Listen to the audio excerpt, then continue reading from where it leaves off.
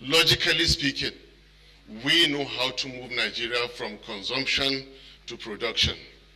Again, my senior brother came short of saying production because he's so clever. He says consumption to processing. In fact, you have been reading our mind.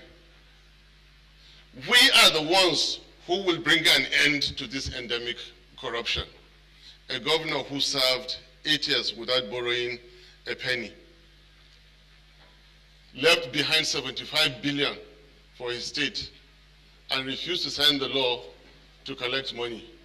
Match that with a vice who, when in 2006, they were selling Apple houses. Not that the act was wrong, but I disagreed with the principle of repayment. 1 out of 360 refused to buy my humble self. I'll respect your time.